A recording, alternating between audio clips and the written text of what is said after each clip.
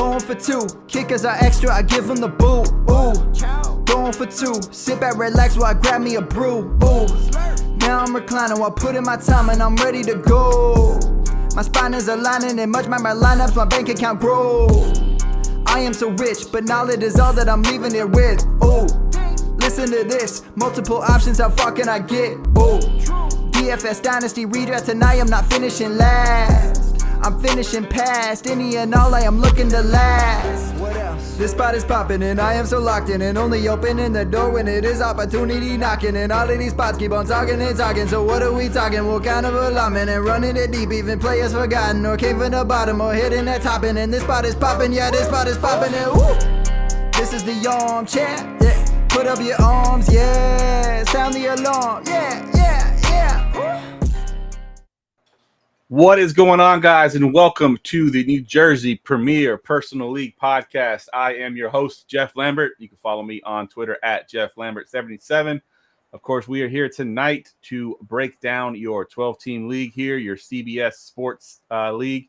We will count your teams down 12-1. I gave your rosters to these gentlemen that we're about to meet here in just a second, and they ranked them from 12-1 in order of which they'd want to take them over. So first up, we got Mr. Brian Ford.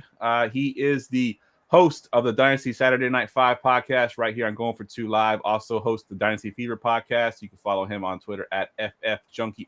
What's up, Brian? Hey, how's it going? Really happy to do a fellow Jersey podcast, being a Jersey boy myself, where we pump fists, not gas.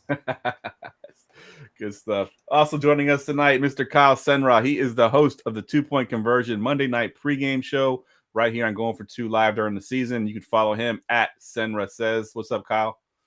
Hey, we're getting there. 1 week, and most teams will have played their week 1 game. Yeah, so, crazy. So it's great. Yeah, fantastic to be here. Not just I'm not a fellow New Jerseyan, not even a fellow American, to be honest. But we do have a fellow Going for Two member, specifically a co-host, I will say former co-host and occasional future co-host of the Monday Night 2-Point Conversion in Dr. Jim Freddy, the fantasy sports doc.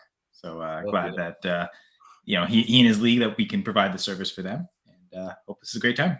Absolutely. And speaking of Doc, he is the commissioner of this league. I just wanted to shout out really quick at the top here, a big rest in peace to the league's founder, New Jersey Transit Police Officer Brendan Burke, who passed away. I believe earlier this year, he passed away, and Doc wanted me to give him a shout out here at the top of the league. So, I'm sure it was a hard thing for this league to endure that, and Doc, stepped up and took commissioner of this league. So shout out to you, Doc, as well. All right, so I kind of mentioned how the podcast is going to go. I gave these guys your rosters. They ranked them from 12-1. It is not 12 best or the best to worst. Just more or less how they would want to take these teams over.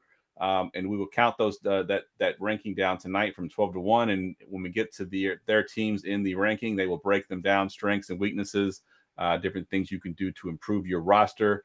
And this is the last PLP of the season. However, we are running a special until the end of the year. If you use promo code EARLYBIRD24, you can save 20% on your PLP for next year. Just visit goingfor2.com/PLP. EARLYBIRD24 is the promo code. Saves 20%. Ends up being less than $7 a person in a 12-man league. It's a great value, and I've mentioned a few times already. We've already sold out the whole month of July next year. So if you want to get yours, definitely jump in and get one soon. All right, let's go ahead and get into the first team on the list. Number 12. Number 12 team was ranked unanimously as the number 12 team. It is Scallywags. And Kyle, kick us off here. Well, I'll just be full transparent off the bat of how I approach the rankings, noticing the league settings, how shallow the starting lineups were, but also just how the minimums, or the min and max at the exact number of starters at each position kind of made it so roster construction almost gets thrown out the window. So many of the teams will be, similar looking. So then it really does come down to me, was the starting lineup, putting so much emphasis on that. And what I did was one thing I'd done before, I touchdown projections for every team in the NFL, passing and rushing, but also broken down to individual players.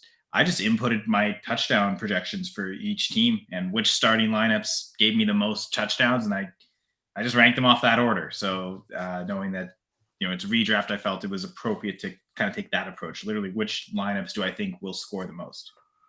And it's strange to think of a team with Christian McCaffrey finishing last in such a shallow 1 QB league. He's arguably the 101, but I guess there's just not much behind him, the depth behind him.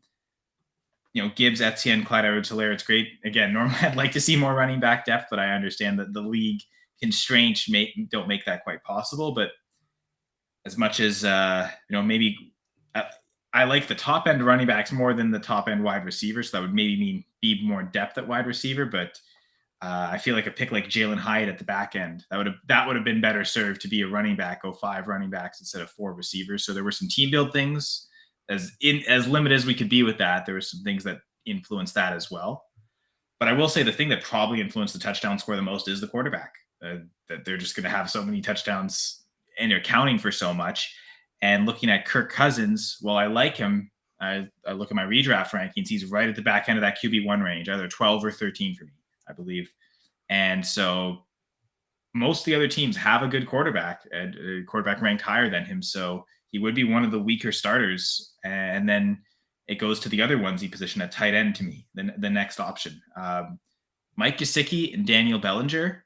This is easily the worst tight end duo in the league because he, frankly, Scallywags has 2 backups as far as I'm concerned. I think Daniel Bellinger clearly the backup behind Darren Waller. From all accounts at the Giants camp, no one is behind Darren Waller, wide receiver, tight end, or otherwise. He's likely to lead the Giants in targets, and I don't know what that leaves Bellinger's role as. I don't know that they're going to be a team playing 12 personnel and having 2 tight ends on the field a ton. So easily droppable. And I think Gesicki, the thing is, we saw this already with the Patriots 2 off seasons ago. They paid Jonnu Smith and Hunter Henry. I think the money was average per season was almost identical. I think Jonnu Smith got a slight bump, but they gave Jonnu Smith the extra year on that contract.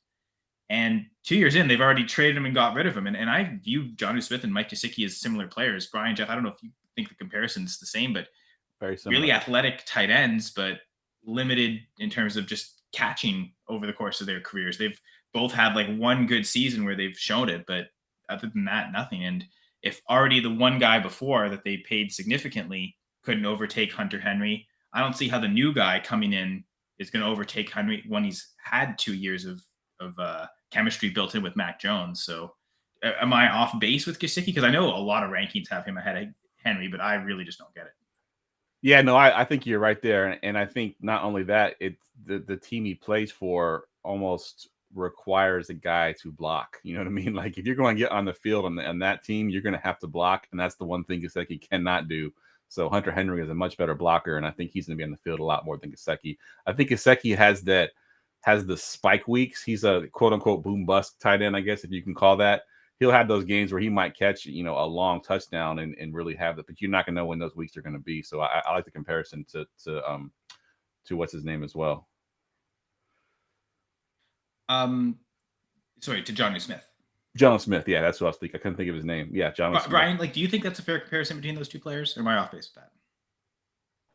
I wouldn't say off base, but I definitely in my dynasty rankings have Gesicki much higher than Jonnu Smith. I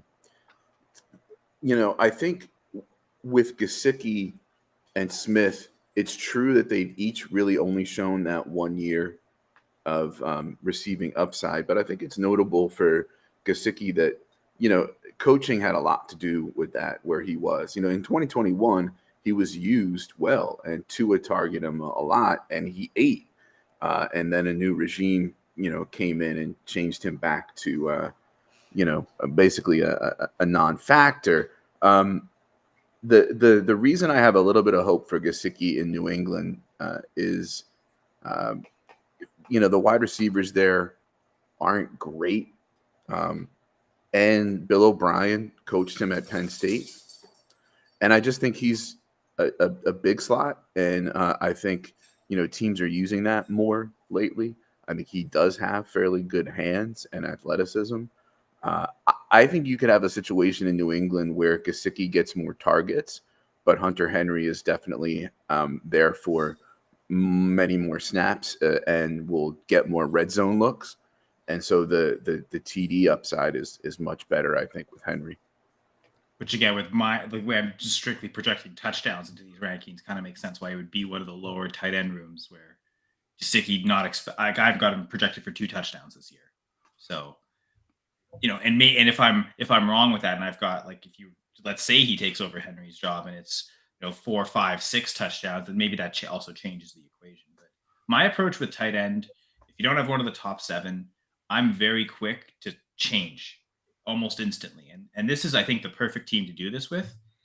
If there's a tight end on the waiver wire that week 1 gets more targets than either Gesicki or Bellinger, I'm dropping that tight end for that other tight end. Maybe if there's 2 tight ends on the waiver wire that get more targets than both, drop both of these guys for those 2. I think this scallywags more than any team in this league has to be really quick on the draw, knowing that everyone else can only roster 2. So a lot of other teams are going to be less likely to take advantage of those tight ends. So they might actually have their perfect choice, but be aggressive with that and do it week 1 immediately. If Gesicki is clearly behind Henry week 1, I don't think he's going to I would say it's something where they either like him so much that he's going to show up immediately, or it's just not going to happen. I don't see it something that where, as he gets chemistry, it's going to get better. If they've got a role and a plan for him, that's going to show up immediately, I would think. So if Gesicki doesn't get targets week 1, I got no problem cutting him. And probably even likelier with Bellinger, again, playing behind Waller, because I could see, and to your point, Brian, about dynasty rankings, I think I also have Gesicki ahead of Jonnu Smith, because Jonnu Smith is now behind Kyle Pitts. That's a much bigger roadblock than Hunter Henry. I still think it's too big a roadblock for Gesicki to pass by, but it's likelier for him to surpass that. Unless Waller gets hurt, I don't see any way Bellinger is really getting on the field much. Agreed. So that's why I think that's the one immediate move this team can make that could potentially help them. If there's a tight end out there that there's always one every year, like Evan Ingram would have been available last year, week 1. Yeah, I just pulled up their waiver wire just to give you a quick insight on who's available. And there are a few names. Trey McBride's one that stands out to me. I know they got Zach Ertz there, but Trey McBride's an athletic tight end. Ertz is questionable for week 1 in general. I think McBride's a nice one. But then they got Cade Otton still out there. Luke Musgrave is out there. Logan Thomas, if he's healthy. Michael Mayer, all guys that have at least better upside than Bellinger does for sure as of right now. So Otton, Musgrave, Mayer, boom. Go pick one of those guys up instead of one of the guys you got there. Agreed. Yeah, at least Otton's the starting tight end for the Bucs, and considering the injury to Russell Gage, that's actually, I think, the perfect target right now. A lot of the other guys, I would say, you might as well just wait till after week 1 anyway and see. Pick up Otton now, but also don't be afraid to just drop him if he. Again, Bucs aren't going to use tight ends this year at all. It's just going to be everything Evans, Godwin, that'll show up too. But I think with Evans questionable, maybe week 1 Otton already gets more targets. So that might be the guy I pick up to start, to be honest. Yeah, good call. The one thing I will say, Doc pointed this up with the defenses and how a bad matchup can get you like a -10 at defense. I will say, though, the thing that mitigates this is the fact that you have to roster 2. So you always have options to potentially help avoid those bad matchups. So while Doc says it is significant, I also think I didn't put it into my rankings, frankly, because of that. Because you're going to have this depth of 2. And because there's only 2, there's teams available on the waiver wire to play matchups with. So I wasn't overly concerned with defense, which I still consider to be very much a week-to-week game.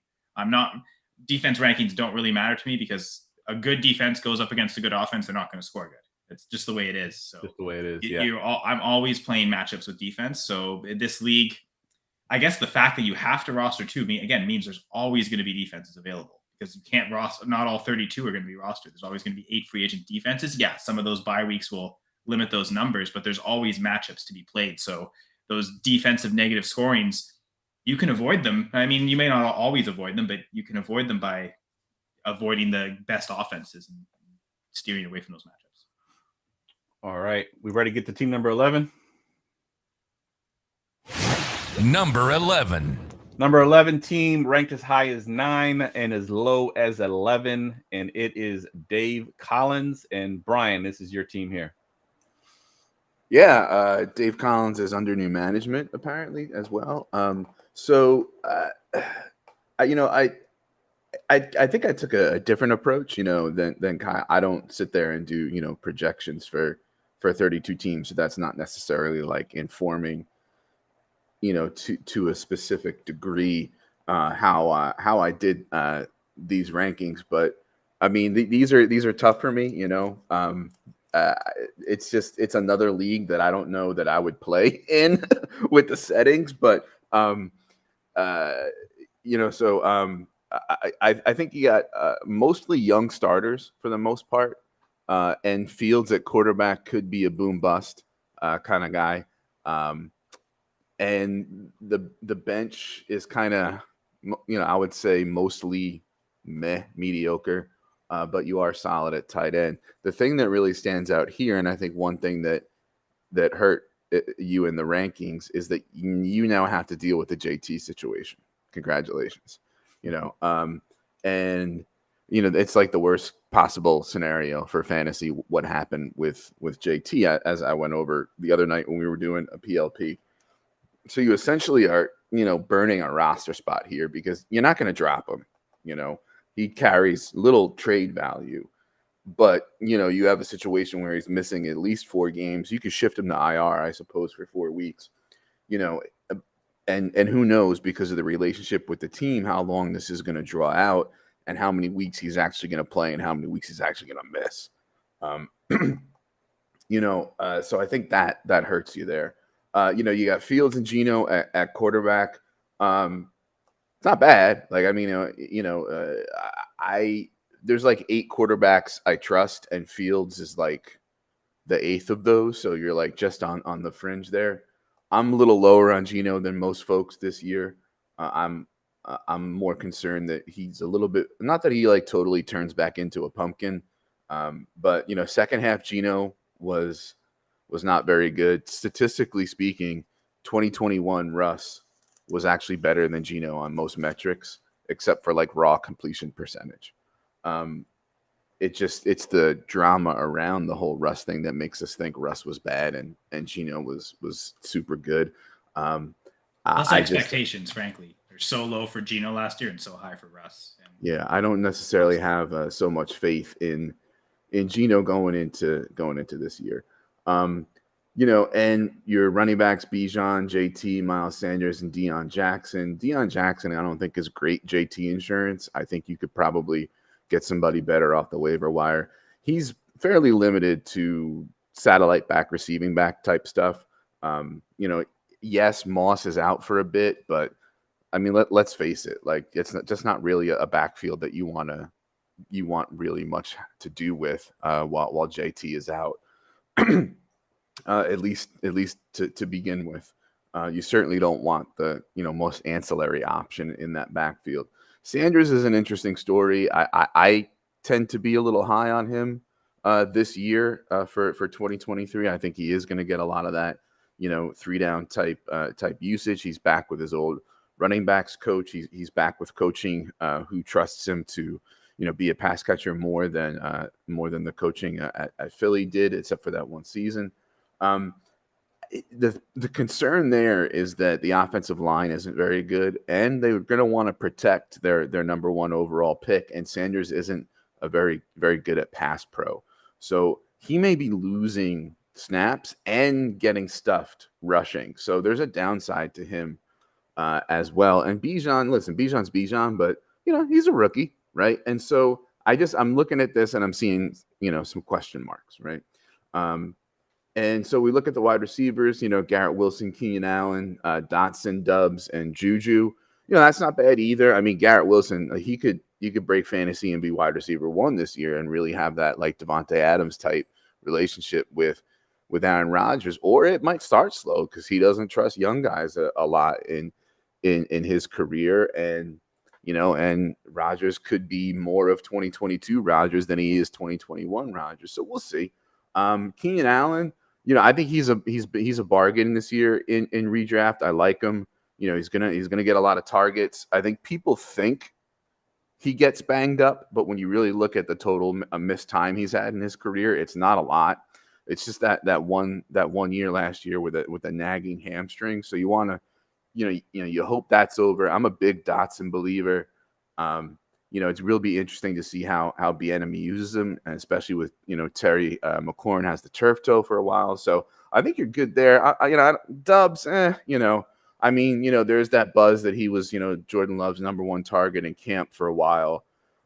He'll be a decent flanker. I think Jaden Reed is going to be the receiver to have there besides Christian Watson. So I forget on the spreadsheet whether or not he's available, but he's a guy I might look for. Juju, in PPR, this league is PPR, and he's probably going to be a target hog, for stretches for New England, for that type of offense and that type of quarterback. So, that's some pretty good receiver depth. I love your tight ends. I mean, I think Goddard is a little bit overrated, and I think Muth is gonna just explode this year. I'm predicting a really big year for Pat Freiermuth. The thing though is you have two essentially top, 6 to 8 tight ends, depending on most people's rankings. I would trade one of them. Now I know trades are kind of hard with like the roster limitations and stuff you have, so you're gonna have to work it out. But I might want to address some of the question marks you have at running back or wide receiver by moving off of one of those tight ends. Especially if it's not a tight end premium, you don't need 2 like super good tight ends like that. So that would be one piece of advice as far as a tweak that you could make. But yeah, I think if there was a stronger floor at quarterback and not the JT situation, I think your team would be ranked higher than it is. Well, to that point, yeah, if JT wasn't on the pup list, I'd probably at least rank them 9th instead of 11th like I did. And so I just think that's a good thought, Brian, with the trade idea. And, I also want to connect the idea we're talking about with Romeo Doubs. I think it could go really either way between him and Reed, but I'd be willing to take the risk enough that even if they finish close, Doubs as a 5th receiver on this team is probably expendable. So can you go Freiermuth and Doubs, like tier down at tight end and get an upgrade on Doubs? Maybe the other teams, whoever this team is trading with, their wide receiver 5 is viewed as better as Doubs, and you could upgrade that way. Still keep your starter in Goddard. Or like Brian said, Goddard's so maybe overpriced. Perhaps that's the way to get a better return. You tier up significantly from Doubs at that way. So I do like that idea, Brian. Yeah, that's a good call. And just for the record, Jaden Reed is actually on the waiver wire. So if you wanted to just flip him out, you could do that as well if you think he's got higher upside.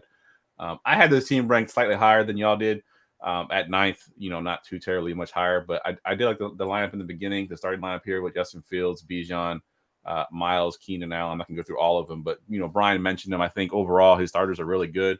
And in a league this shallow, having good starters, as long as they stay healthy, can definitely win you some games.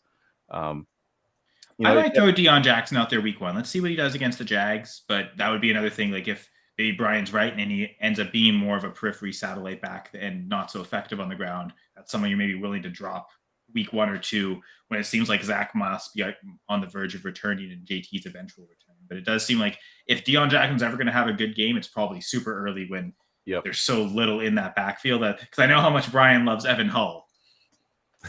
who he flat out refused to mention in that whole segment. So I think we can move on from there. Yeah, well, I mean, Hull I think is going to be the guy to have if it's clear that JT is going to miss a lot of time. And he's got the most well-rounded skill set, right? Like Zach Moss can break tackles and stumble 2 or 3 yards, and Deion Jackson can catch passes. But Evan Hull can kind of do both of those better, right? So, yeah. I think eventually, if it's clear that this relationship is broken and JT's essentially going to like be showcased at the trade deadline, and then if he's not traded, shut down for a few weeks, then Hull's going to be the guy to have, I think. Yeah, I agree. All right, let's get to team number 10. Number 10. Number 10 team was ranked unanimously as the number 10 team by all of us. It is First Down Syndrome. And Kyle, this is your team. Take it away. Well, it's funny because the first thing I'm going to talk about is the same thing we talked about the last team that was a unanimous selection, Team 12, and talking about the tight ends. And Sam Laporta and Juwan Johnson. This is another tight end room that seems like the last one, although I would argue both of these guys are actually the starting tight ends on their teams. But that could also be something with, Laporta is a rookie. Maybe he doesn't see targets right away, especially considering that situation. Jamison Williams out. Marvin Jones right now is the wide receiver 2. And then behind that, it's Josh Reynolds, Khalif Raymond. Does Gibbs, he and Gibbs are both rookies coming in, and potentially number 2, number 3 on that team in targets. So if Laporta doesn't see targets immediately, he's someone I'm willing to drop because, frankly, it's probably the breakout probably should happen almost immediately. He not once Williams is there, I'd imagine that takes that potential away. So wait, like I wouldn't cut either of them now, but wait to see week 1. It's the same principle. If there's a tight end out there getting more targets than Laporta or Juwan Johnson, I've got no hesitation to make that replacement and go with that player getting the targets. In terms of the rest of the team, I guess a little bit of question at running back is Breece Hall, similar to JT. How much time is he going to miss? Now it looks like he might not miss any and might be a go week 1. Kind of a scary proposition, though, playing him week 1 against the Bills defense. I think Ramondre and Cam Akers, that's at least 2 good options that we anticipate getting carries. So if Hall's coming on slowly, they at least have 2 good options that they can plug in there to start. If Hall is kind of back to 100%, and then that's a lot of upside there, and then that's a great option. I mean, Breece Hall, Tyreek Hill, Chris Olave, all 3 high upside options to kind of anchor this team. To if Hall can recapture what he was last year, I suppose, especially if Breece Hall is catching a lot of passes, he's got the Breece Hall, Aaron Rodgers stack going, so that could help elevate the lineup certainly. I guess, yeah, Tyreek Hill, Chris Olave, Brandon Ayuk, basically the 3 to carry, I think, most of the season because 3 backups are rookies. So you probably want to play those 3 vets for as many weeks as possible. If the rookies start showing something, then they could potentially be flexed in. But also having 3 rookies as a backup, I kind of think Rashee Rice might be expendable too. Like I wouldn't be afraid to cut one of really like 4 rookies on this team between Laporta and the 3 receivers. I wouldn't be afraid to cut one. Meant getting a more established player early on. Because again, this is redraft. We're just trying to win this year. And maybe these rookies come on in the playoffs, but there's potential that they just don't come on at all this year and help. Yeah, I mean, just a 1-for-1 switch. If Rashee Rice is the one that you drop, I'm looking at the waiver wire and the guy at the top of the list, Marvin Mims. I know he's also a rookie, but with Judy potentially being out that first week, he's going to get a ton of work. Whereas they've already come out and said publicly that Rashee Rice is a quote unquote package receiver, meaning he's not going to be a starter. Marvin Mims might get more than he can handle in the first few weeks. And if you want a young upside receiver, I think Mims has some good value there. If you want exposure to that Chiefs team, can you go get Marquez Valdes-Scantling? Yeah, he looks like he's going to be the primary deep threat for Patrick Mahomes, which could be. It seemed like he struggled, especially early in the year, but the second half he seemed to be better. So maybe that chemistry has worked in as well. Yeah, good call. Brian, what are your thoughts here on this team, real quick? I think the name is offensive, but other than that, I think I'd be worried with Rodgers as my QB1 and Goff. But Goff is a good insurance plan. The thing with Goff though is he's essentially a part-time player because you can't really start him outdoors. So there's that. He 9 games a year, essentially. Hit all his home games, and then when he plays the Vikings. And then whenever he plays the Vikings in a dome, and if he has a dome road game or something, which he isn't even great at, to begin with. So, that would concern me. I look at, my notes, and I think, Breece could get out to a slow start. And it seems like if they're going to be in a win now window, they're probably lean on Cook a little more than another team might. And the name was never cool, by the way.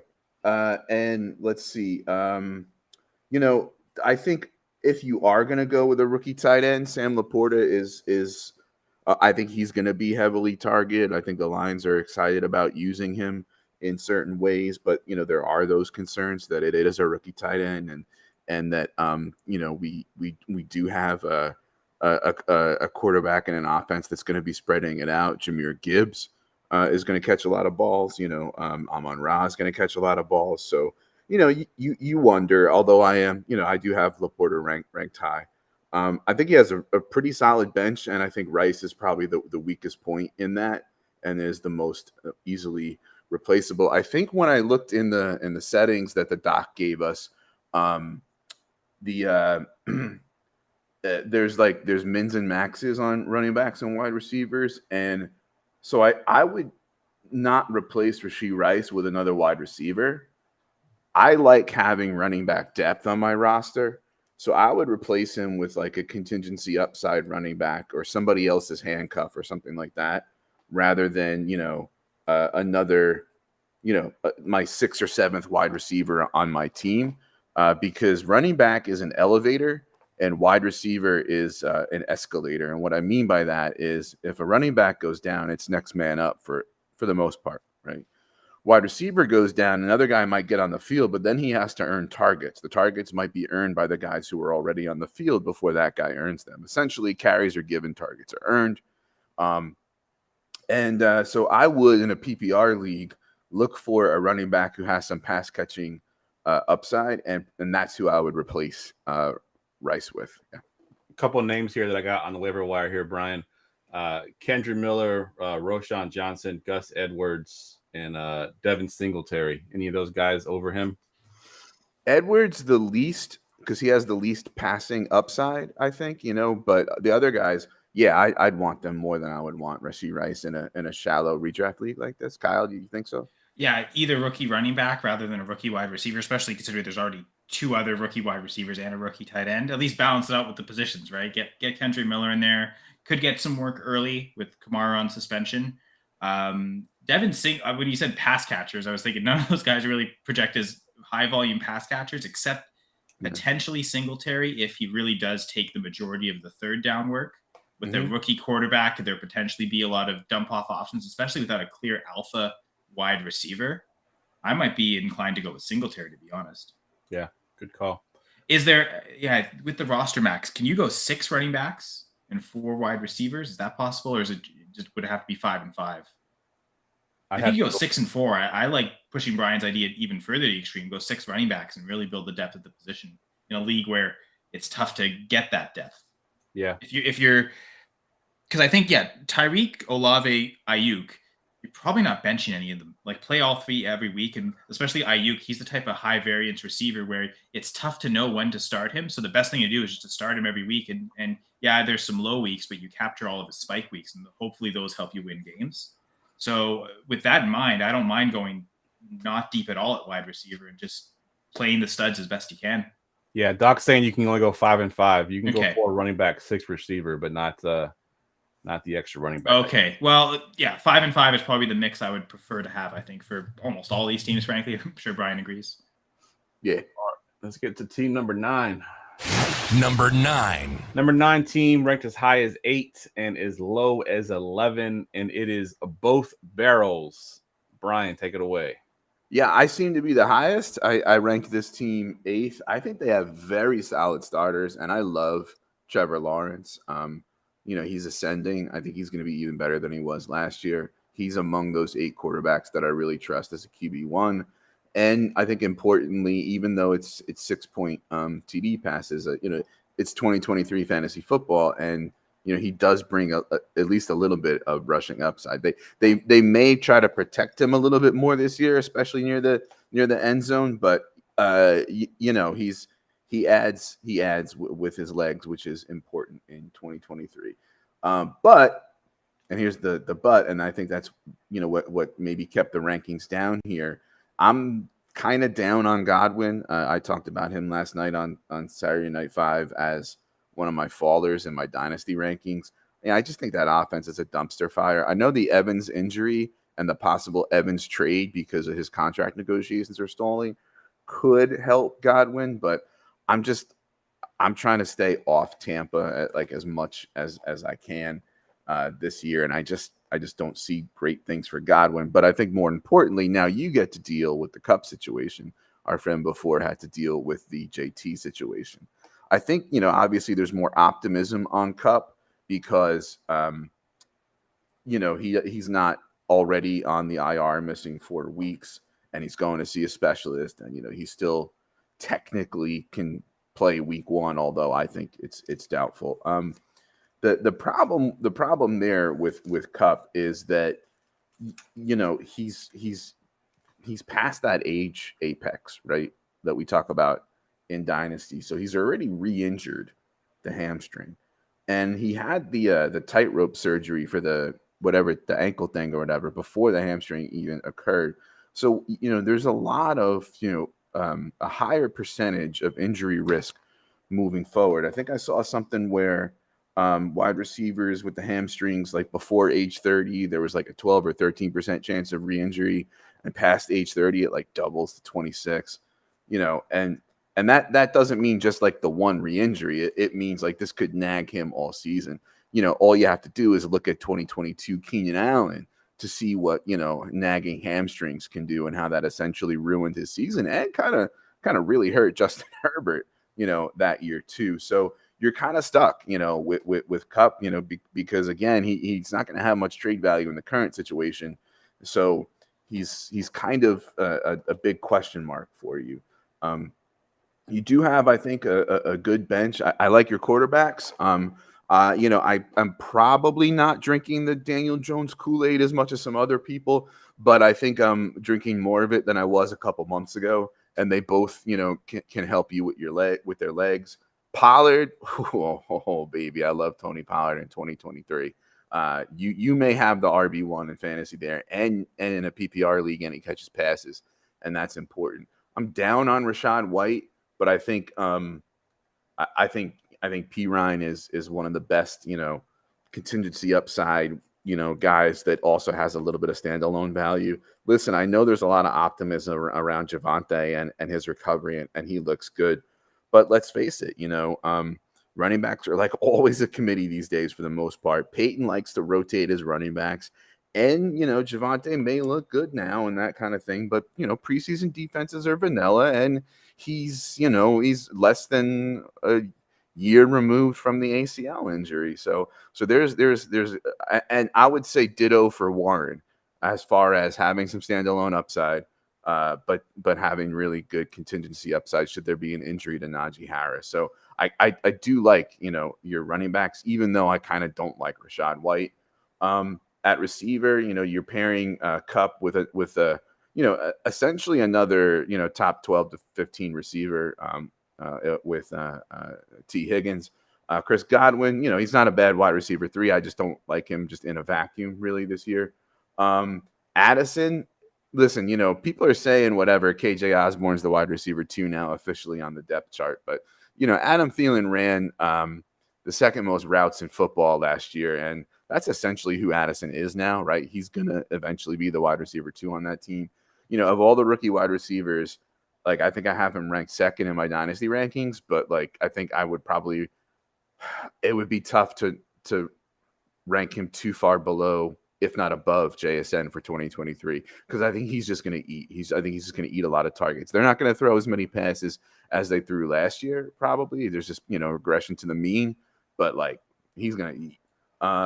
Zay Jones, I kind of am coming around on a little bit. I thought that Ridley was essentially going to bury Zay Jones and that Christian Kirk didn't have much to worry about because their roles are different, Ridley being more on the outside and Kirk being more in the slot.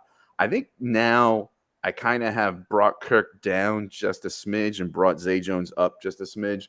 So as far as a depth receiver goes, on that offense, he's fine.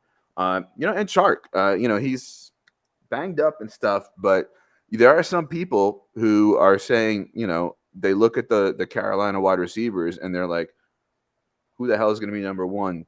Pick your poison. There's people who think Chark is going to be the reliable veteran, for Bryce Young. There's people who think it's going to be Mingo in the intermediate.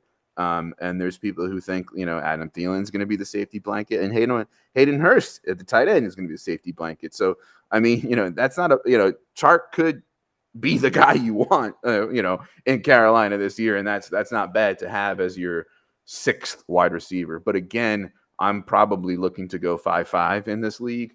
So I would see what I could do to add to that running back room, especially, I said room again. I hate saying that, especially with Rachaad Wright as my number 2. I don't love that. So I'd look elsewhere. And then tight end, Waller and Chig, I think you have essentially a guy who's a wide receiver and Darren Waller, who's going to get peppered with targets. He's probably going to be the number 1 pass catcher in New York. That's all the tea leaves all say that. And then Chig is your dice roll, your high upside guy, who, could have, some really interesting spike weeks and stuff like that. So, I think in general, It's a well-rounded team. I just think it's a little thin at running back past Pollard, and now you have to deal with the Cup situation. And if those two things weren't there, I might have been even higher on the team than I am, and I was already the highest on you. So,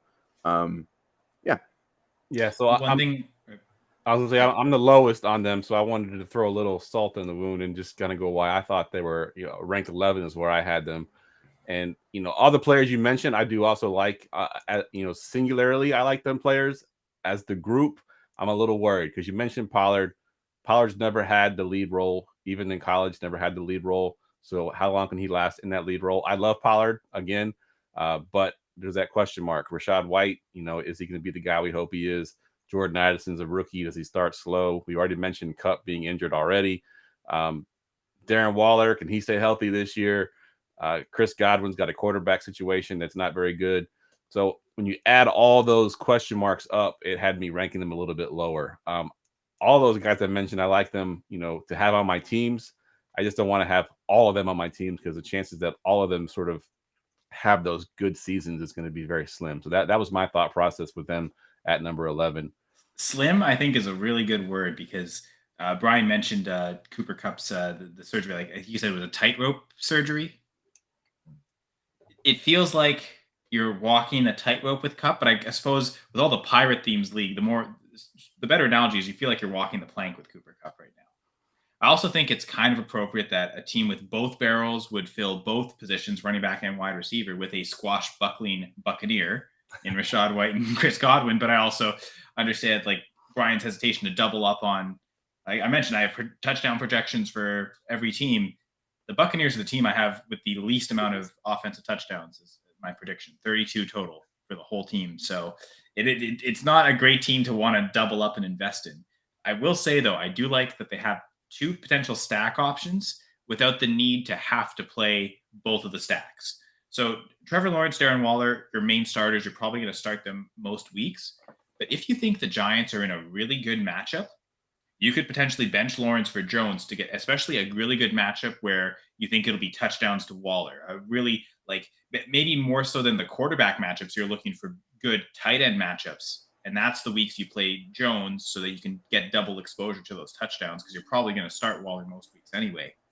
In games where the Jaguars have to have a shootout, I think they play the Chiefs week 2. Is that the sneaky week to play Zay Jones and stack him with Lawrence, especially early in the season before he's built up that chemistry with Ridley? Maybe he's still relying on Zay Jones like he did towards the end of the season. So week 2 might be a sneaky spot to put in Zay Jones to take advantage of that stack. But they don't ever have to play Zay Jones or Daniel Jones, frankly, but they're both there kind of as good throw-in stack options when you think the high upside matchups are there, and when you think the low floor might come into play, then you leave both on the bench. So there's some sneaky smart ways about this roster that's built. I guess the one big red hole is you're starting $2 most weeks with Godwin and White. That's where you could hurt your upside. Yeah, agreed. And you're right. If Addison has a bad week 1, you could throw Zay Jones in over Addison, assuming Kupp isn't back at this point, and have that stack with Trevor Lawrence, and it could end up paying off for you because I think Zay Jones had a 3 touchdown game last year at one point. I had him in DFS that week, and it was a very good week for me. So it's always a possibility for sure. That's why you should also watch the Friday Night DFS show. Absolutely. All right, let's get to number 8. Number 8. Number 18 ranked as high as 8 and as low as 9, and it is Team Fins with the PH. And Kyle, this is your squad here. Well, Fins, like most teams, goes thin at running back. 3 starters though potentially. Well, not potentially. It looks like likely starters in Austin Eckler, Najee Harris, Javonte Williams. Kind of a luxury to have Javonte as a third running back though, because I am a little hesitant, like Brian is. But Fins doesn't have to start Williams every week. You'd wait to see that he's coming back healthy. So probably week 1. Although I think the Steelers play the 49ers, so maybe I don't know. Week 1, the Broncos take on the Raiders. That's kind of a tantalizing matchup where I'd consider benching Najee for that. But it's scary to do it earlier in the season before we've seen Williams come back. But again, the fact that he's potentially a third option means they don't have to be started every week. So that's I guess the good thing about the team. Upside at wide receiver, like figuring out that wide receiver thing. I think Waddle and Lockett are probably going to be started most weeks, especially early in the season when JSN looks to be out right now with the wrist injury. Who knows how much time he's actually going to miss? But I have pretty strong confidence playing Lockett throughout that. Is Michael Thomas back? Is Nico Collins the wide receiver 1 in Houston? Is Brandon Cooks developing good chemistry with Dak Prescott and becoming a number 2 target there potentially? Like there's some if situations where one of those 3 might hit. And I guess all you need really is for one of those 3 to hit, with Lockett and Waddle kind of locking down the lineup. So there's some high risk receivers there, but again, whoever ends up emerging as that pays off the risk will be the 3rd receiver on the team. So there's not necessarily the need for all 3 of those risky guys to carry the team.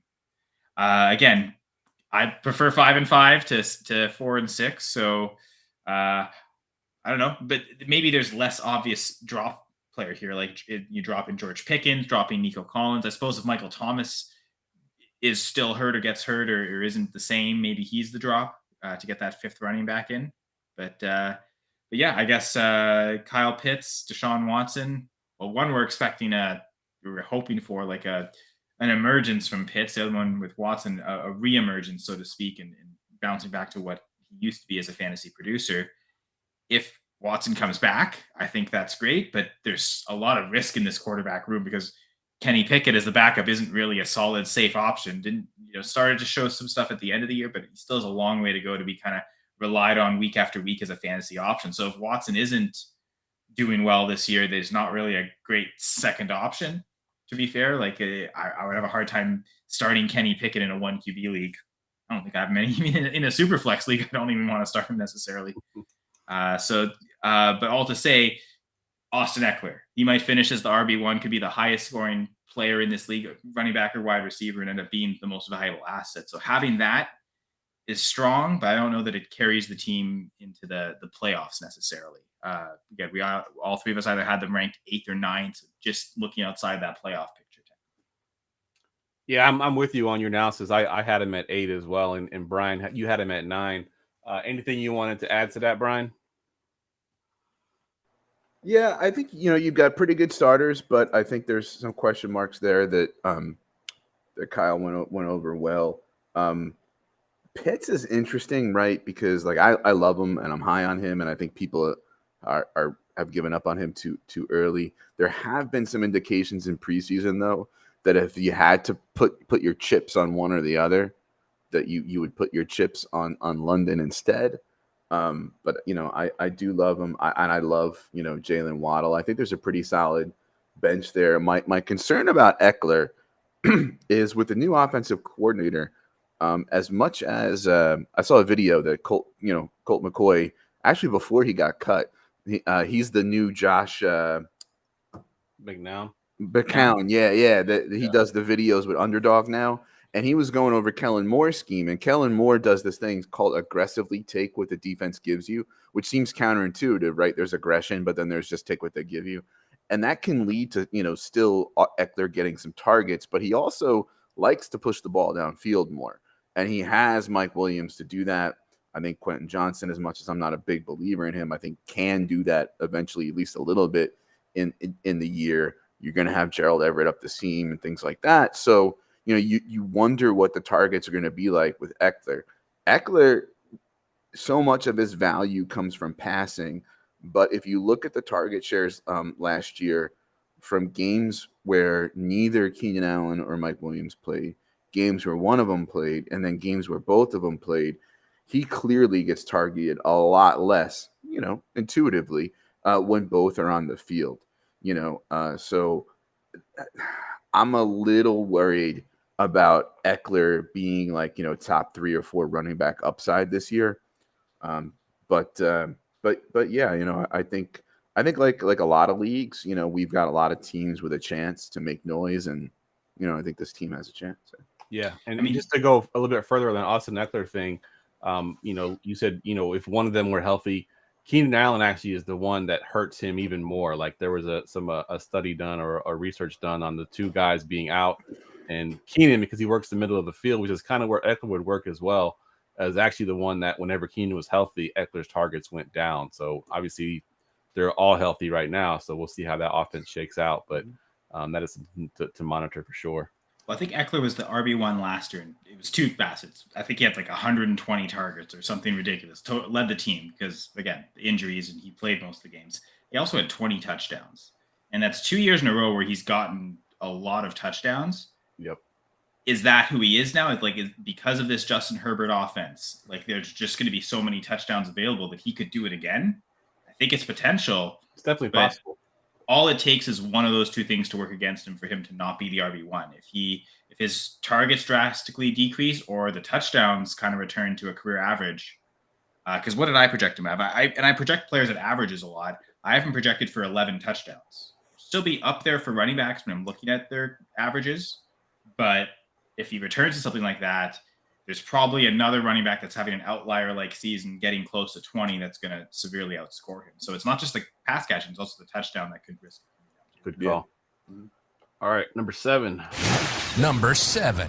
Number 7 team ranked pretty flat as well, as high as 6, as low as 7, and it is BOHICA.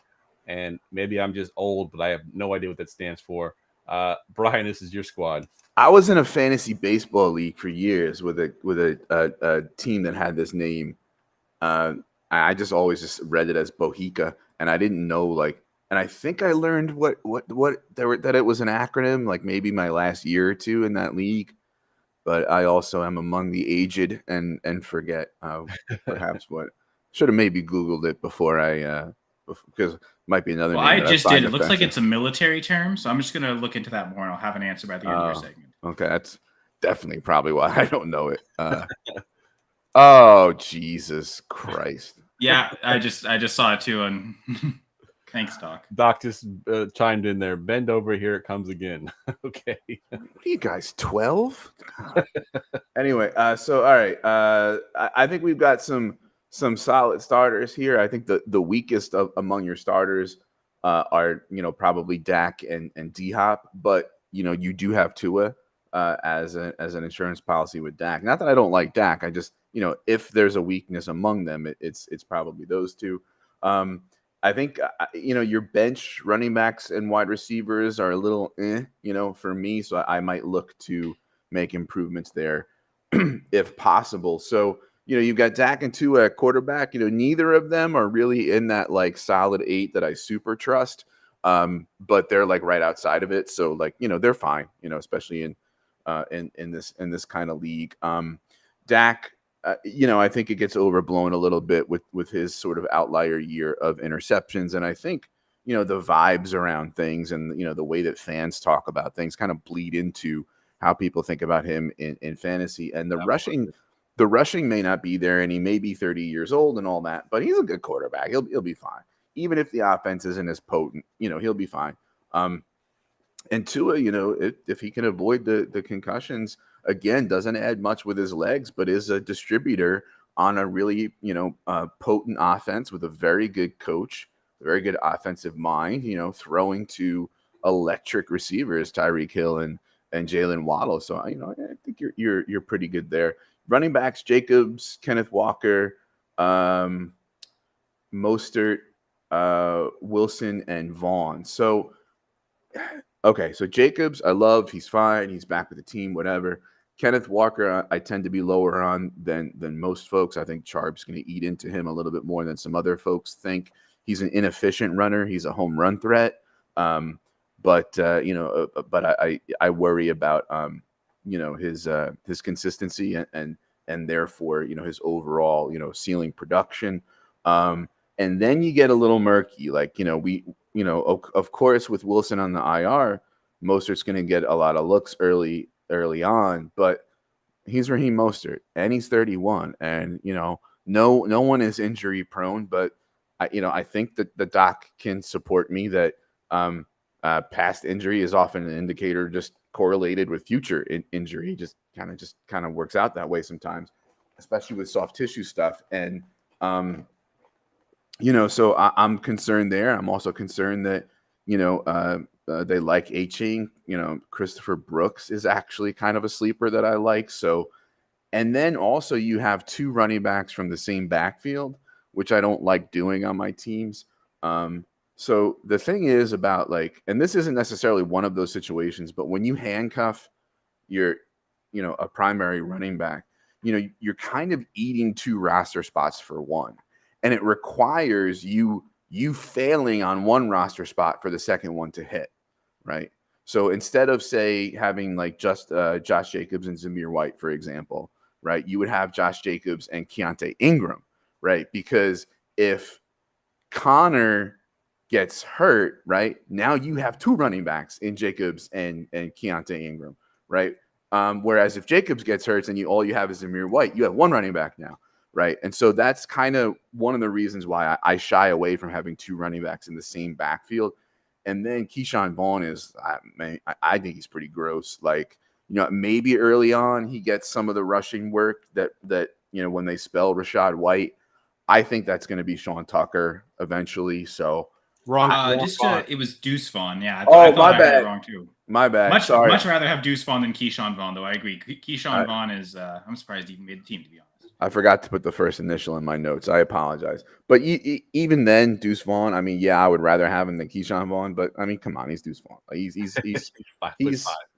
yeah. If you didn't like Evan Hall that much, he's what's the word I'm looking for? Like a satellite back, back, almost like a circus freak. Like he's trying to be nice. Like he's a 5'5", 170, whatever. Like he'll have a few fun weeks, I think.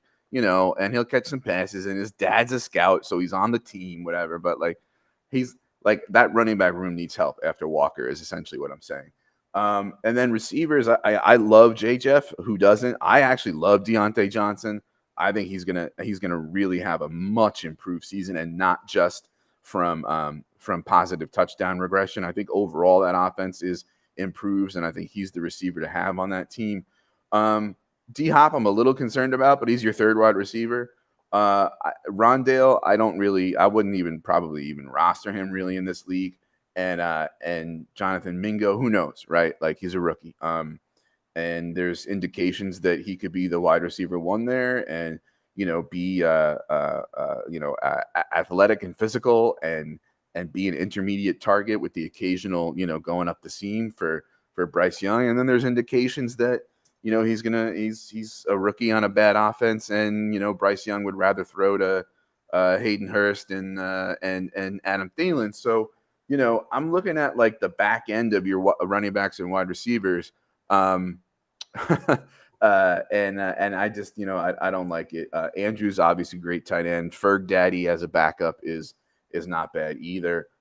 He's going to probably have at least a split of the tight end duties there throughout the year, but it's your second tight end. So why am I even talking about it? So I would just look to improve your depth, really. I want that running back room and that wide receiver room to be a little better on the back end. Yeah, one thing you mentioned that I just wanted to just kind of reiterate is, you mentioned having 2 running backs from the same team. It especially becomes important when you're limited on your running backs, when you can't just have unlimited running backs on your bench. The fact that you have 2 of them from the same team, and neither one of them right now are actually starters, it doesn't make any sense to me to have that. So I agree. I think I'd go find somebody else. Wilson's on IR. Maybe he's the one you move to get another running back. One of the guys you mentioned earlier, I'd prefer any of those guys over rostering both Raheem Mostert and Jeff Wilson. So good point on that. Though I do wonder, is there an opportunity week 1 to play Mostert?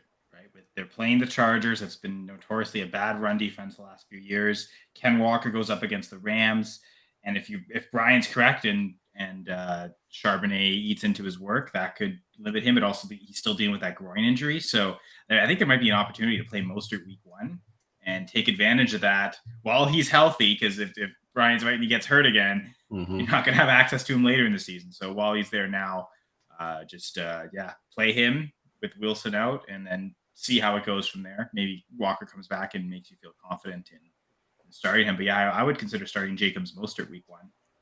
And then to the point of Rondale Moore, I agree with you, Brian. I think this team needs to be patient with Jonathan Mingo, as not only he's developing, but his quarterback is developing in the NFL. If you need to drop a receiver, it's definitely going to be Rondale. Probably don't want to play Mingo until he shows it, but I'd be willing to hold him until that happens. Yeah. Jake Ferguson. I think Mark Andrews' bye week is week 13. So essentially, this team has 13 weeks to figure out, is Jake Ferguson the player he wants to play in week 13, or is it someone else? And then that's really all you're worried about, unless, of course, Andrews gets hurt. But right, starting perspective, you're never benching Mark Andrews. Agreed. All right, number 6. Number 6. Number 6 team, fairly flat with the rankings here as well. Ranked as high as 5, as low as 7. It is the Salty Dogs. Kyle, take it away. Yeah, so looking at this team, I see actually just like the last team, a 5-5 split, which I wonder if that's influenced our rankings to have them a little bit higher as well. That running back depth. Although again, like I mentioned, I was really looking at starting lineups that didn't necessarily enter into too much for me. I guess I do like Alexander Madison. I think he'll be able to handle close to a big workload and maybe not be overly efficient, but I think he'll certainly get the volume this year to warrant being a starter. Maybe don't love him as an RB1, but I also think based purely on volume, he should get the requisite touches that your RB1 should get. And I would say that I guess that's especially important when I suppose the anchor of this team really are the receivers, the pass catchers, I should say, AJ Brown and Travis Kelce. That's really where the team is anchored. So if your RB1 isn't quite up to par as other teams' RB1, I think that's fine because the Salty Dogs will have an advantage every week head-to-head against tight end. And frankly, having Justin Herbert as well. I was going to say there's a lot of AFC West pass catching going on here. Herbert, Cortland Sutton, Travis Kelce. So in those cross-divisional games, is there extra upside? I'm not sure. But at the very least, it seems like that if the two starting running backs are maybe a little weaker than other teams too. I also make up for that at other positions, but I also think that the depth is decent. Okay, maybe Zamir White looks like I'm not sure what he's going to be. He really didn't do much of anything last year. Maybe that changes this year and he really is the main backup behind Jacobs.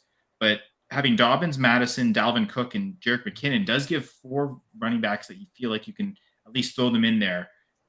Hope for RB2 numbers from all of them. And again, hope that if you can capture 2 top 30 running backs every week, the rest of your position, specifically AJ Brown and Kelce and Herbert, like really those 3 should be able to elevate the rest of the team enough. But I guess beside AJ Brown, I don't love the rest of the wide receiver. I was almost going to say wide receiver room, but Brian doesn't like it. The rest of the wide receiver group, even though it almost sounds like room, almost all the same letters. But yeah, Ridley, I'm hesitant on Ridley. I disagree a little bit with Brian on the lowering of Christian Kirk because I just keep raising him. I have him, I think, as wide receiver 20 in my redraft rankings. I expect he's still the number 1 receiver on that team, at least has the safest floor. I think there's a lot of risk with Ridley. Could be a lot of upside too, but I also think there's a ton of downside that based on his draft price, people seem to be ignoring. Every draft I'm in, I'm taking Kirk several rounds later, and I'd much rather make that investment. So I'm much lower on consensus on Ridley than a lot of people. And I guess Cortland Sutton has good news with the Jerry Jeudy injury. Maybe he ends up leading that team in targets this year. But I think there is, again, it's one of those situations. They've got that and Russell Wilson stacked, right? And it's, okay, Herbert's bye week, or if Herbert ends up in a really tough matchup, do you throw in Wilson and then it's already stacked with Cortland Sutton? You don't have to rely on Russell Wilson and rely on that stack every week. So there's some good things there. And frankly, Dalton Schultz might be better than some teams starting tight ends. So I think Brian mentioned that with the Goddard Freiermuth team. This could also be a team where you want to try and move on Dalton Schultz, especially if he's getting a lot of targets early from a rookie quarterback. Something to move off of tier down at tight end to up tier at another position, maybe get a better wide receiver 3 or even wide receiver 2 on that team. Because Michael Gallup might reemerge. He'll be like a year and a half removed from his ACL tear. Maybe he's got a much better season. Maybe he's the number 2 on that team and not Brandon Cooks. That might step in. I don't know about Jameson Williams, especially on such a shallow team.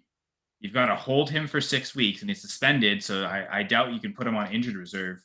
I think if you've got to cut somebody to pick up someone else, he's got to be the first cut. I don't know what he's going to look like if week 7 he's coming in immediately producing or if he's going to take time, but I don't necessarily want him on such a shallow team to wait and find out.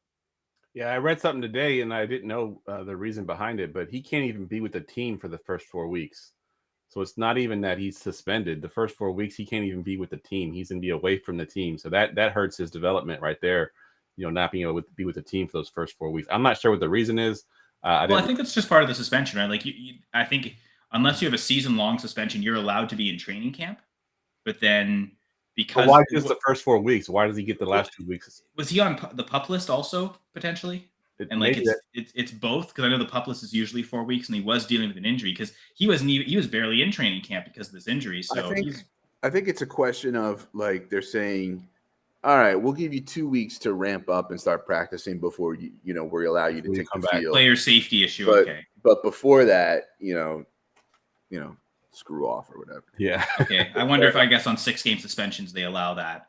Maybe on a 4-game suspension it's only 1 week. It's like scaled to depending on what the suspension is. Because I don't know if like Kamara, as far as I know, he can't be with the team for the first 3 weeks.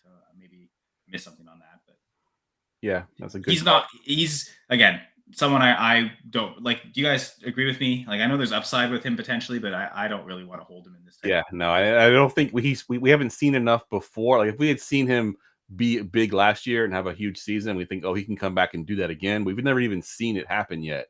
So I'd be a little hesitant holding on to him for 6 weeks, not even knowing what we're going to get once he comes back. Don't love that he went 80% of his games last year without a catch. Yeah, it's not a good thing for sure. As far as your analysis, everything you said there, I agree with. This team, to me, when I look at it, it's sort of flat across the board. There's, outside of Travis Kelce, I don't know if there's anybody that I'm truly like. Well, I guess Justin Herbert too, but quarterbacks I almost ignore in the 1-quarterback league. But other than that, it's a fairly flat team across the board. Travis Kelce really has to have a season like he did last year or the year before to really carry this team. So I had him ranked, I believe I had him 7, I believe. A little bit lower than y'all, but it does have some potential, and there's some things that can be done to make this team pretty good. So I could see some of the things like Madison. I'm not as high on Madison as you are. I do think he gets the volume, so volume is king in fantasy. I just don't think it's gonna be very efficient volume and very. He won't have those huge games that we hope that we get from our running backs occasionally. So that's kind of why I was a little bit more down on him.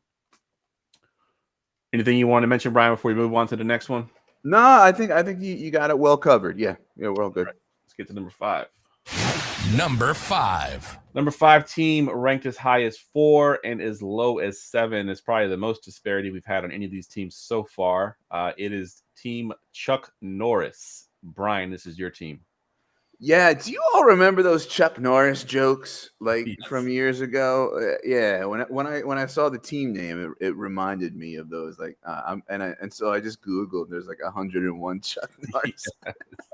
Chuck Norris doesn't even have to draft his fantasy team to win. Chuck Norris already won your league, and there you go. Yeah.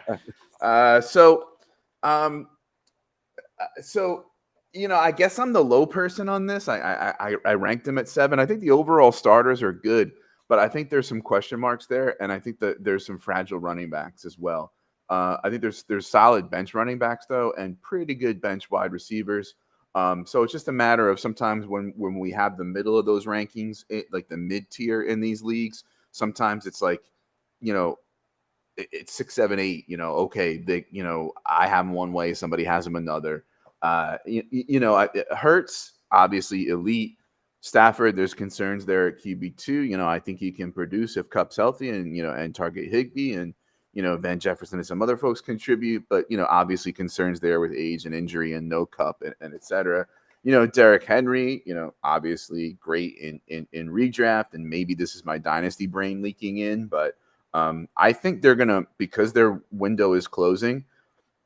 I think what they're going to do is want to preserve Henry for late in the season and the playoffs. And so starting early in the year, I think they're going to spell him more with Spears, because Spears really showed out in the preseason. So I think the overall touch count and the fact that he's not super useful in PPR, has me a little concerned. Similar with Connor, he's going to eat, they could run him into the ground because he's in a contract year and the offense is terrible.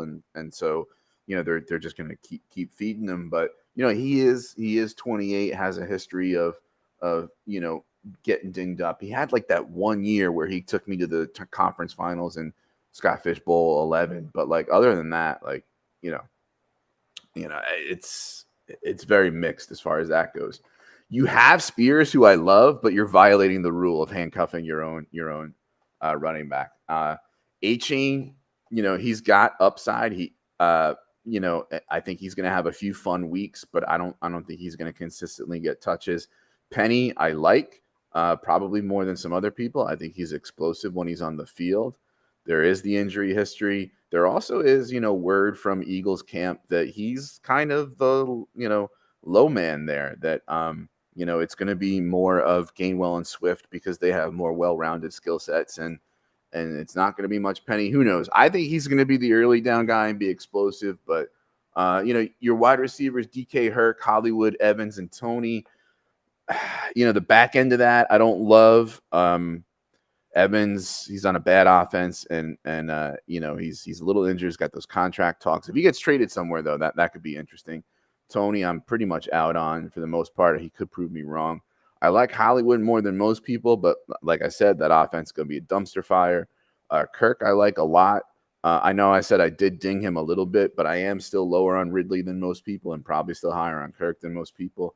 DK is interesting, right? Because I don't really consider him like a wide receiver 1. I would want him as my wide receiver 2. But when you look at the percentage of end zone targets that he's had, right? And how, especially last year, that didn't turn into the expected touchdowns that we thought it would. He could have a monster year this year. And then, your tight ends are pretty good. I think Higbee's can be a target hog, especially with Kupp out, and even with Kupp back, there's not much else there.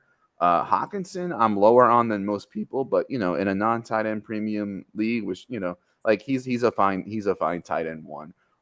So I just think there's enough question marks and fragility in the running backs, and enough weakness in the wide receivers that I'm not elevating this team into the top 5 or so. So yeah, but fun Chuck Norris jokes flashback.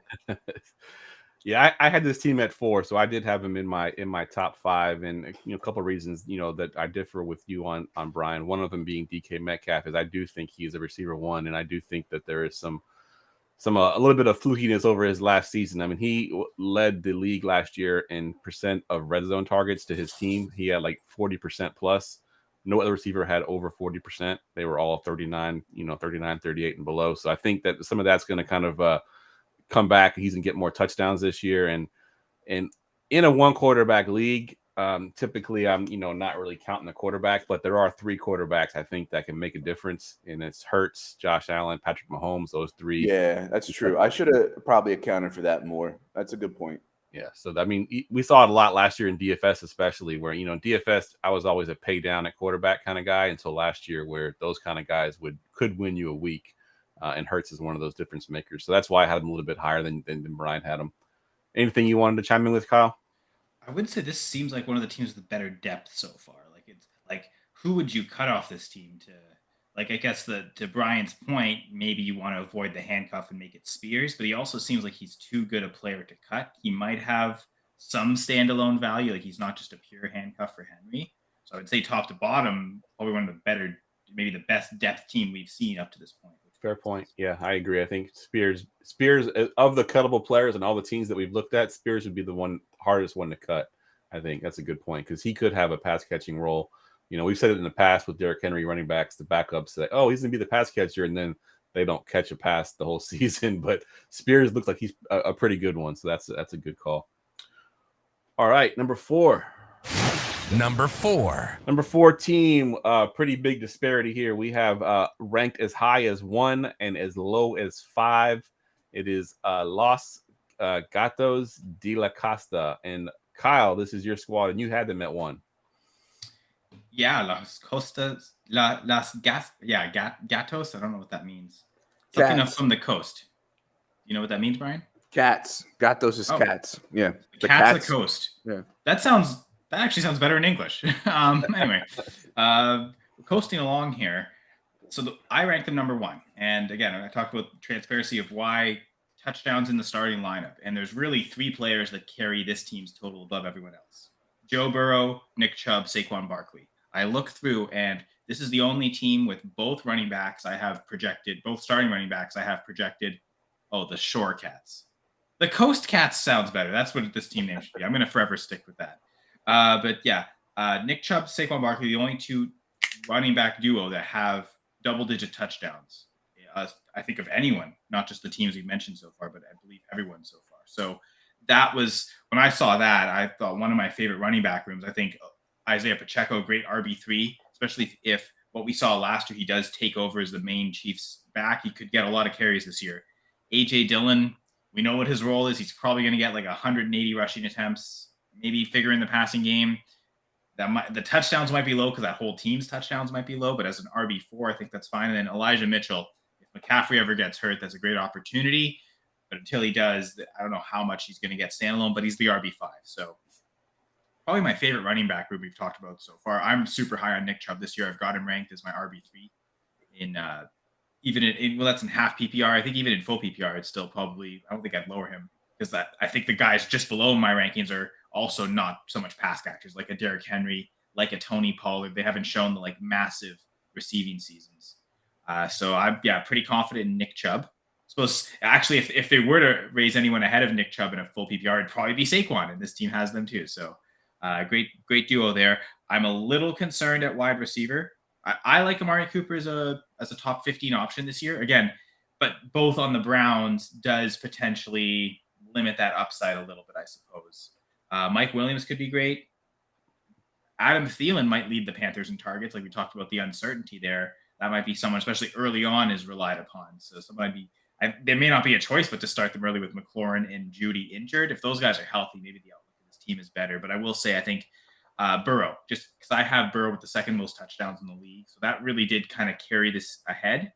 I will say, though, with such a shallow league, back to my original point I made all the way back at the start, I am kind of putting more of an emphasis on QB than I would normally in a one QB league, just because of how shallow it is. But yeah, really that maybe, I don't know if that just that top three blinded me, but seeing Burrow, Chubb, Barkley on one team, and again having that be the team with the most touchdowns of the starting lineup. Kincaid, Irv Smith. That's interesting because Irv Smith gives a good starting option or stacking option with Burrow early on while you're waiting for Kincaid to develop.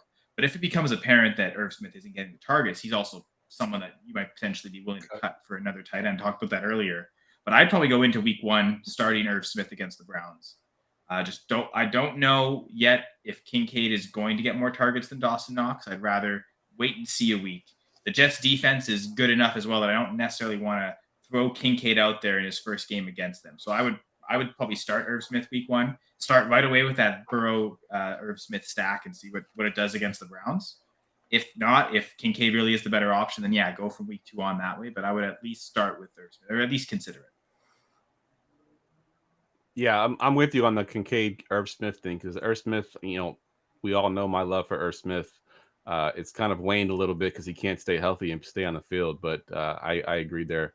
Kincaid, we do it every year. We fall in love with these tight ends. They look good in preseason and they're doing all this stuff. And then the real games start and they struggle. And, Kincaid could fall into that trap. We've seen it many times before. I mean, even the great ones struggle in their first season. So that's a good call there. That combination of Barkley and Chubb, that's a pretty good combination to have. I agree there 100%. So I couldn't quite put them at one though, but I see where you could definitely move them into one. The McLaurin injury is going to hurt a little bit, as well as Judy. Those are two things that could hurt them early on in the season. Anything you see here, Brian?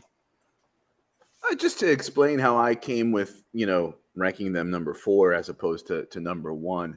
When you look at the TMC injury and when you look at the Jerry Jeudy injury, turf toe can be really annoying and linger. And even when they're back on the field, it's just they're just not 100% for like months. I love Kincaid. I think he and some other 2023 tight ends are gonna break the spell of rookie tight ends. But at the same time, one of the reasons why a lot of these teams love these tight ends now is because they want multiple ways to beat the defense. And if they run into a week where running certain personnel that doesn't involve using a lot of Kincaid is going to be what wins, that's what they're going to do. And also, I don't like Pacheco. Adam Thielen could be the guy there. He could be completely irrelevant. AJ Dillon, I don't like really much this year. So, just and as far as like I want a better wide receiver one than Amari Cooper. He's not bad, but I would want a better wide. So like just collectively, just enough little dings that it's just like I didn't like them as much. Yeah. I think I've got him ranked really close to DK. So the fact that you would have that same sentiment for both makes sense to me. Yeah, good call. And yeah, Doc says he concurs on Coast Cats. So let's make that change. All right. Let's get to the number 3 team. Number 3. Number 3 ranked as high as 2 and as low as 3, and this is the Doc's team at number 3, the Black Skulls. Brian, this is your team. All right. So I had them ranked number 2. I think you have a good starters overall. You've got Mahomes and some very good wide receivers. Not great tight ends, but I think good enough. You have a pretty good bench and running backs and wide receivers. The thing that I would do with this team is get rid of Kyler as your QB2. This, in a redraft league where it's entirely possible that Kyler misses at least 6 weeks, if not is shut down for the entire year, I don't need him as my QB2. So I would be interested to see what I could do in a trade or, or what QBs are on the waiver wire, because why pay for a QB2 in a 1 QB redraft league. So, Kamara, after the 3 games, I think he's going to be undervalued and he's going to do well, but he is a 28-year-old running back. So I think, I would like to have a better running back one there. Monty, I think also underrated and undervalued this year. It's going to be interesting to see what the Lions do, because what we have is, they essentially traded in 2 running backs for 2 running backs they like better, but 2 running backs who have more well-rounded skill sets, right? So like Gibbs is a better rusher than Swift was, and Monty's a better receiver than Jamal Williams was. So it really is going to be interesting to see how the usage and snaps turn out. You violate the rule of having a handcuff for your own running back with Jamal Williams. He might be the type of guy who just switch him for somebody else's handcuff, maybe, work some trade around Jamal Williams and Spears with that other team. Gibson, I think, undervalued this year. Charb, I love Charb. So while the top end of your running back group isn't great, I really think it's got a good bottom end. So Doc, I like your bottom. And you can't do much better than Jamar Chase and Devontae Smith as your top 2 wide receivers. London, the passing volume might not be great in Atlanta, but like him and Pitts are basically going to split like 50% of the targets. And so he's a good 3rd wide receiver. Watson's a big upside 4th wide receiver. And, Bateman, he may be overshadowed by Flowers this year. He may not, but I think that offense is arrow up. So, I mean, when I'm looking at Bateman as my 1, 2, 3, 4, 5th wide receiver, I'm fine with that. Ingram, I'm a little concerned about. He carried a lot of his points in a few spike weeks late in the year. They do add Ridley. I might want a better tight end one. I think Everett could have some sneaky upside there, attached to Herbert. I just think it's a really solid team. What I would do is swap out Jamal Williams, swap out Kyler, and maybe see what I can do with like moving the back end of my receivers that are really like Watson and Bateman as your 4 and 5. What can you do with them in a trade to make like Kamara or Monty an improvement, bump up off of one of those guys, or bump Ingram up, to a better tight end. So, but yeah, really solid team. Good job, Doc. Let me ask you, sorry, Jeff, I just want to ask Brian a question about that trade idea, like trying to go up from Kamara. You think it makes sense to wait until he's about to come back from suspension? And like in that instance, I think I'd be cool riding both Saints receivers. Play Jamal Williams these few weeks where he's going to start, and then just as he's about to Kamara's about to come back, flip Kamara then. Yeah, Kamara Bateman to get a worse wide receiver and upgrade at running back. I'm sorry. You don't need to worry about upgrading. You can't really upgrade, move Kamara until he's back after those 3 games. And you don't have to worry about violating the handcuff rule until he's back with those 3 games So yeah. Yeah, that was my exact question, Kyle. So we're on the same Okay. wavelength there. So good, Yeah. good stuff. And actually, earlier, just to point out Evan Ingram, he's probably the player I'm kind of selling myself on. I'm more worried about than Zay Jones, than Christian Kirk losing targets. It's Evan Ingram, because those two were ahead of Ingram last year. So I have a hard time seeing one of them fall below Ingram this year. So if Ridley's just coming in, because like Marvin Jones had, I think, like 80 something targets. I imagine Ridley gets more than that. So if that more comes somewhere, I'm starting to think it comes at the expense of Evan Ingram, to be honest.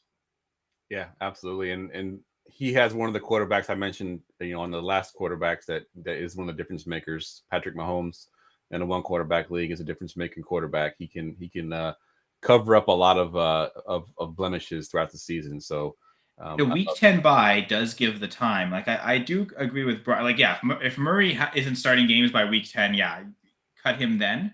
But I also think there's no need to necessarily rush to do that. You can wait and see like what the quarterback landscape looks like. Maybe week 7, week 8, you can understand at that point who are the good matchups to target, and really look specifically, what quarterback do I want to pick up specifically for week 10? Because maybe by that point Kyler is back and you have some flexibility. So I wouldn't rush to drop him either. But again, if it's getting to week 8, week 9, and he still isn't on the field, then yeah, at that point, drop him as you have the information ready for that week 10 bye. Because again, you're never benching Mahomes, so there's no need. I think with an earlier bye, this would be scarier. But I think the Kyler Murray teams that have him as a backup benefit most from having a quarterback on a late bye. Like if this was, I think Jalen Hurts is a week 7 bye. That would not be the kind of guy I'd want with Murray. But week 10, late enough. I think ideally you'd want. I think Josh Allen's week 13. So like that would be the ideal scenario, to have Josh Allen with Kyler Murray, because by that point you could have enough upside. But week 10's late enough that I would hold Murray for now, because I don't know that you're going to get a better high upside option on the waiver wire, and we're really looking for high upside 1 week option. And one thing I will say too, I think if I remember correctly, you have to have two quarterbacks. We see a lot of times in the one quarterback leagues where guys only carry one quarterback, but the fact that every single team is going to have two quarterbacks, it doesn't leave much in the waiver wire to go pick up. Like right now, the best quarterback available is Sam Howell. So holding Kyler Murray, I think, is a better upside move. Than Honestly, I would grab Howell and drop Kyler like tonight. The problem there is Howell starting in week 10. Like I think at this point, there's just as much chance Murray's going to start that game as Howell starts that game. Okay. I just think you can't have 3 quarterbacks. You can only have 2. So I think the waiver wire will be the same in week 10 as it is right now. Maybe it's not Sam Howell, maybe it's another quarterback that's there. But I think Murray's upside gives you the advantage there. I think. Suppose if Howell gets benched, you could probably pick up Jacoby Brissett then. So yeah. All right, let's get to number 2. Number 2. Number 2 team, similar to the last team, was ranked as high as 2 and as low as 3, and it is Princeton Street Bullies. Kyle, this is your squad. To be honest, before Doc revealed which team was his, I kind of thought this might be his. I guess, I don't know, I associate Princeton with House, the show House MD, because I believe that's where it was based in the show universe, in New Jersey. Doctor, I would argue our Doc's a little friendlier than the Doctor in the show. But yeah, it turns out this isn't his team, but we still ranked it highly anyway. But yeah, again, elite difference makers at quarterback, it tends to change things in my rankings more than it would in a normal 1 QB league. But yeah, Lamar Jackson, I expect a good season. I'm higher on Aaron Jones than consensus by a lot, because I have reached on him a lot in redraft leagues, and I feel like I'm not reaching at all. Like this is where I take it. This is where my rankings say, and I've played the ADP game with him in other leagues, and I've been surprised how late I can wait for him to go. I believe I've got him ranked at like running back 8 or 9 in my half PPR rankings, and in a full PPR format, I would expect that only would go up as opposed to down. So I'm super high on Aaron Jones. So that's a one factor. Brian, like you were talking about the last team, maybe a better RB1 than Kamara. Would you agree with me that Aaron Jones is that upgraded RB1, or would you look even further than that? I mean, I would shoot higher, but he is an upgrade. Yeah. And I guess the one thing about this team, only 4 running backs. Again, I'd prefer the 5-5 mix. Tough to know who to cut. Darnell Mooney or Isaiah Hodgins are the bottom 2 receivers, because Devontae Adams and Lamb, you're starting them every week, and frankly, 4 wide receiver in the first 5 rounds. Yeah, that's true. Ahmed, and there's classic Dynasty Gambit episodes. Heck, even before I was on, that's how classic it was. Oh yeah, Adams, Lamb, and then Debo. Here's another problem though. We've seen this a few teams. The 2 pass catching or 2 wide receiver running back options on the same team. Debo and Kittle being on the same team. I know. Maybe in my analysis, I should have. If I don't know, maybe it's the bias for Doc. I think I might have changed my rankings and put Black Skulls 2 and this team at 1. The more I look into it, just Mahomes over Lamar, Chase over Adams. So sorry, Doc, I kind of messed up. Hope you forgive me. But yeah, Kittle and Njoku. I do wonder as a way to get out from that Kittle Debo problem. Is Kittle a really good option because people do view him? I mean, I have him as tight end 4 in redraft. If you find someone else in the league who values him like that, maybe that's a good flip option to tear down at tight end and then play the matchups between Njoku and whoever that other tight end is. And maybe that's a way to get an extra running back or a better running back. Like maybe can you upgrade at RB2 on Swift or upgrade at RB3 on Khalil Herbert? So I might consider options like that. But super solid team. Again, there's not really a one obvious guy to drop. Maybe Isaiah Hodgins, Darnell Mooney, but he also might want to wait to see. Like, is Darnell Mooney the clear 3rd or maybe even 4th pass catching option in Chicago? A low volume passing team like that, I wouldn't want to be the 4th option. That would make him an easy cut. But if he's second on the team behind DJ Moore, he might end up having some valuable starting time during the season. Maybe Kittle can't be moved. Maybe Debo's actually easier to trade. So that'll come down to like the league price and what the league economy dictates for those two. But I would consider moving. I guess the one thing is you have Brock Purdy, right? So if you're ever going to start Purdy, you've got like 2 options for him to throw touchdowns to that you get stacks on. But that's also probably only 1 week in the season, considering Lamar Jackson's there. He's got such a high floor that like even in a bad matchup, you still want to play him. I could see some other quarterbacks. Okay, this matchup I kind of want to avoid or knock him down, but it's tough to view a bad matchup with Lamar, especially if the passing volume opens up. If teams really want to stop him running, he might just be able to exploit things through the air. If teams play shell defense against him, he's just going to run against that all day. So he's not someone you're ever benching. So but that 1 week you play Purdy, you hope that, I mean, you're obviously going to start always Debo and Kittle, and that's the kind of extra way for that. But yeah, I think I would consider trying to trade one of the 2 49ers receivers, pass catchers. Yeah, I'm with you there as well. And it probably is Debo. I mean, Debo has, the upside there. I think Kittle, everybody's afraid of his injury, and you already see that little red little plus mark next to his name already with the injury. So he's always sort of a shaky situation. I know Debo has some injuries as well, but he's currently healthy. And of course, we get the quote unquote off-season stuff where I'm in the best shape of my life, and he's sending pictures to Shanahan of him, working out and how crazy he looks. But Debo will be the one I think you could probably move and get an upgrade at Swift at the RB2 position, at least in my opinion. And and I don't know how many leagues the people in this league play, but for me, I want Debo in leagues where there's points per carry. Those are the leagues where I want to roster him. If there's no points per carry and no points per rushing attempt at all, I feel like you're not getting as much of an edge with him. I find the PPC leagues, he still isn't as highly valued. Like he's still highly valued kind of across the board in every league, but I feel like those point per carry leagues are where I really want to have him. And the leagues where it's not, I'd rather trade him away, frankly. Yeah. Now I will say he's got him at receiver 3. So I don't hate it there. I'm actually higher on Brandon Ayuk than I am Debo Samuel this year, but I think, when you got Adams and CeeDee Lamb already, having him as your receiver 3 is not a bad option to have for sure. It's all the touchdown upside, right? That's kind of boomer bust, which kind of like for your wide receiver 3 is potential of having those touchdown upsides. Absolutely. Yeah, I even if it's not full PPR, like half PPR, I prefer Debo because you're not as reliant on him catching passes as you are just gaining yards and getting touchdowns. But yeah. Full PPR, no points per carry. It's kind of the format I don't want Debo in. Yeah, fair point. But to your point, Jeff, people might still value him enough, even in the formats. That might actually be the trade move now that you've I thought of that probably is the right move. All right, let's get to team number 1. Number one. All right, the number 1 team, if you haven't already figured it out, is Bills Mafia, and it was ranked as high as 1 and as low as 4. Both me and Brian had him at 1. Kyle had him at 4. And Brian, this is your squad. Go ahead and talk about them. Yeah, it pains me to rank them number one. Not only did I grow up a Jets fan, I mean, I don't really care about actual football these days, but I grew up a Jets fan, so I don't like the Bills much. Although I kind of feel bad for the whole 4 Super Bowl thing, like they just, and also like grow up, get a dome on that, and stop jumping on tables. Like, stop. Okay. Anyway, so very good starters.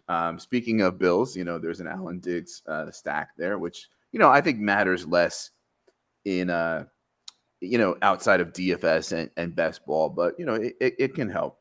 I think your RB2 your quarterback 2 is kind of like the perfect quarterback 2 in this kind of league, right? Because huge fantasy breaking upside, and in a 1 QB league, you want difference makers, and you might have 2 difference makers. And what that does for you is a couple things. One, like if Allen gets hurt or whatever, then you have somebody. Or 2, you have a trade chip. And you know what? If he doesn't work out, it's it doesn't really matter because it's a 1 QB league. So you go get Sam Howell or whoever else on the waiver wire if it really looks like Richardson sucks this year. I think you have a pretty good bench, as well. So not bad there. I would turn a wide receiver into a running back on this team, and I would want to also maybe tweak tight end, right? That's kind of the only things I would do here. For running back with Mixon, Pierce, James Cook, and B-Rob, not a huge James Cook fan, not a huge B-Rob fan. They're good enough for running back 3 and 4. I think, Pierce, there's some buzz that he could be a 3-down guy. He's going to have a monster 2023, so you could end up with some pretty good running backs there. Amon-Ra, your wide receiver 2. Congratulations. DJ Moore's a very good wide receiver 3. I would, after that, it's, a little OBJ, Sky Moore, and Burks. I love Burks, huge upside there. Sky Moore, we hear, that he was learning a lot last year, coming from small school into an Andy Reid offense, and they taught him all 3 wide receiver positions. So it's almost like he redshirted last year. We hear, especially if Tony's not the guy, that Sky Moore is gonna really step up this year and have a role. OBJ, listen, there's people who say he could be like the best wide receiver on the team this year, and there's people who don't want anything to do with him. But either way, I would turn one of those wide receivers into a running back, and I would like you to address tight end. As much as Dulcich has big upside and had good route participation on Russ's dropbacks last year.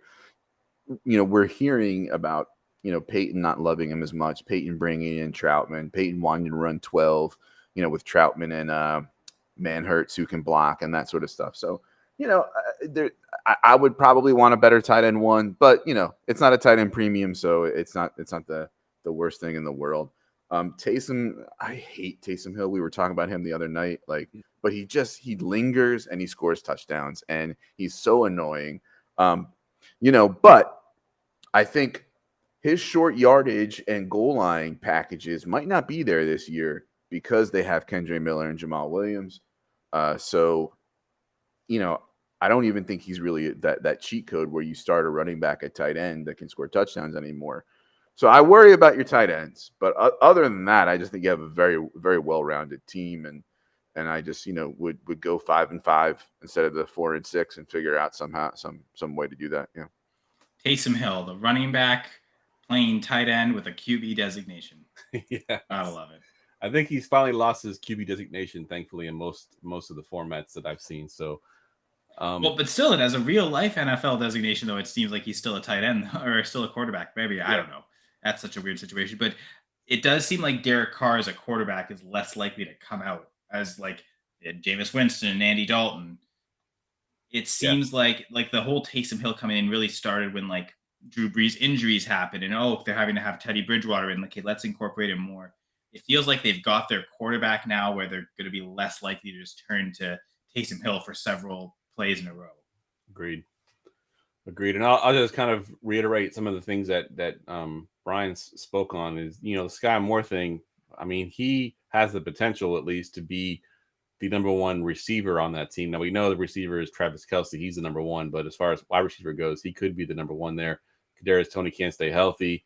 They've already kind of came out and said that Rashee Rice, Justin Ross are going to be package guys. So having him as your receiver, what is that, 4 or 5, is a nice thing to have. I've been scooping him up pretty much everywhere. She drafted him tonight in the 14th round in a redraft league and was loving it. So that's good bench depth to have. Damian Pierce, Brian Robinson being bench depth is also really nice to have. Brian mentioned having AR, Anthony Richardson there as your quarterback too. Really high upside there. I mean, he can literally be, a bust this year, or he could be, he could have a Justin Fields type season in his first year. So those are all great players to have on your bench, which is what propelled me to put them at number 1. Kyle, I'm curious, you had them at 4, so a little bit lower on them. What did you see that you didn't like? Well, again, it was just the overall touchdowns. And if I look at so the top 4 teams in our consensus were the top 4 I had in the touchdown totals. And the top team I'm going to just refer to now as Coastal Cats. They had 89 touchdowns. This team had 86. So we're talking about 3 touchdowns separating 4 through 1. So it was super close. But I think the one thing that changed between this team and the others was the tight end, as Brian referenced. Just especially compared to the last we talked about George Kittle, I've got him almost doubling up Dulcich in touchdowns, 7-4.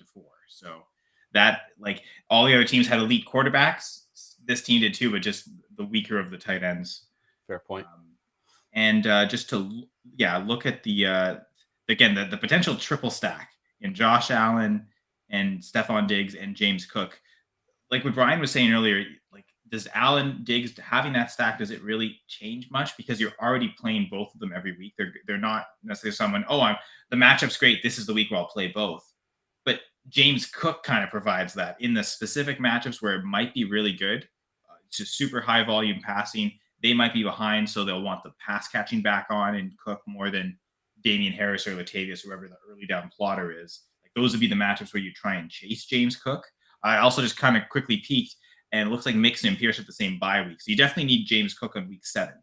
But then other than that, you're trying to pick the matchups, I suppose, with Pierce, right? Because Pierce would almost be the opposite. You want which those might be rare, but matchups where the Texans are favored, because that'll be likely where he gets the most passing or rushing opportunities. But I guess back to Brian's point about Anthony Richardson, late bye week for the Bills. So that gives Richardson 12 weeks to kind of develop on the bench in a sense. And by week 13, he should kind of have it more figured out. You'd like that, kind of the same point with Kyler Murray. You'd prefer to have that, if that's going to be your backup, Richardson or Kyler Murray, you'd prefer to have the starter have as late a bye week as possible. And week 13 bye week for Josh Allen, I'm pretty sure that's as late as it gets. Or no, there's a couple of week 14 buys. But yeah, pretty late in the season then. So it's a better situation to just kind of hold Richardson even through some bad games early in the season. Yeah, and there was one last thing I wanted to mention, and this guy is the guy that should be pounding the table next year for this to happen. Is can we get a flex spot in this league? I mean, this guy could have started Damian Pierce, Brian Robinson, Treylon Burks. All those guys could be starting in a flex. I think this may be the first league we've ever done PLPs. We've been doing for 3 years now that I can remember, at least, that didn't have a flex position. So just one last thing to mention in this league: go get a flex spot if you can. I think that makes it a little bit more interesting with the positions, the way you have them. You can play different players in that flex spot. So that's my last piece of advice there. And then one extra starter, you're putting a little less emphasis on that top end quarterback, that top end tight end, because it's just one deep at those positions where you're adding an extra starter entirely. So if you want to maybe minimize the impact of the quarterbacks, that would be the way to do it, is less positions where a quarterback can start. Fair point. Or more positions where a quarterback can't start. Too many double negatives there. Not to be too negative on this league. All right, that wraps the podcast up. I want to thank the league. They're in the chat. Thank you for your purchase. Thank you, Doc. I know Doc's been waiting, patiently for this one. This is the last one of the year, but he's been actually waiting for. It's been a couple years. I kept having to skip Doc because we ran out of time at the end of the year. Finally got him in on this last one here. So I appreciate it, guys. Once again, we'll go around the room, guys. Plug your Twitter handles and anything that you're working on for the season. We'll go to you first, Brian. Yeah, FFJunkie_ on the Twitter. Articles and rankings are going for 2 .com, Saturday night, Dynasty Saturday Night 5 on the Going for Two Live YouTube channel, 7:30 p.m. Eastern Saturday nights. Midweek, I do an audio-only Dynasty Fever podcast. Episodes usually drop around Thursday. And yeah, I'm around. Say hi. I'm in like a million Discords and stuff, and you should join the Going for Two Discord. Definitely. Kyle, what you got going on? So Monday night 2-point conversion will be on every Monday night before the Monday night game, usually an hour before, talking underdog contests for that Monday night game, but also recapping the action Sunday, preparing players for waiver wire. And the episodes we can get Doc back on will probably mainly focus on the injury analysis, the players that have recently been hurt or hurt in the weeks since his last appearance, and just talking about timelines, expectations, when can we maybe see them back on the field, but certainly when can we expect them to be performing back at normal? Doc gives such great analysis on injuries, and he's got a great book out as well. I'm sure everyone in this league probably knows about it, but injuries suck, but your fantasy team doesn't have to, and that read definitely doesn't suck. It's awesome. Worth every penny. And all to say, Doc's really good at not just the injuries themselves and the timelines for that, but reading through coach speak to kind of try and figure out more about the injuries than what the coaches are on the surface telling us. And I've kind of learned some things from Doc, and I can kind of see some things now and some patterns and how coaches and medical staffs approach that. And there's maybe some clues to be gained there. So on top of everything I do with Going for Two, I've got the Full Press Fantasy Pod, Full Press Packers Pod. Those will be weekly. The Full Press Packers Pod will be probably twice a week during the season, recap game, and then preview game for the next week. So I'll be kind of consistently churning out stuff. I'll have a couple articles, mainly my rankings, and then the goal line guide, which I'll start probably around week 5 as a weekly predictor of touchdowns, rushing and passing for teams. I use a lot of goal line efficiency data, both offensive and defensive, and try and cross-reference that with the Vegas lines for that week to try and figure out which teams and which situations will have the most touchdowns. Good stuff. All right, guys. Well, you can follow me on Twitter at JeffLambert77, and you can find me right here on this network every Wednesday and Friday nights during the season. Wednesday, 9:30 p.m. is the Armchair Fantasy Show for your season-long leagues, and then on Friday night at 10:30, if you're into DFS, we have a DFS show on that night. We'll break down the entire slate for that weekend. So you can find me on both those nights during the season. And if you're not already in the Going for Two Discord, make sure you get in there. It is in my Twitter profile. You can find the link there, or you can find it at goingfor2.com. We got lots of great guys in there answering questions, some sit-start stuff, some waiver wire stuff, whatever the case may be. So make sure you check that out. And thanks again one last time for your purchase. We hope to see y'all again next year. For Brian, for Kyle, I'm Jeff. Jersey! I love it. Coastal Cats.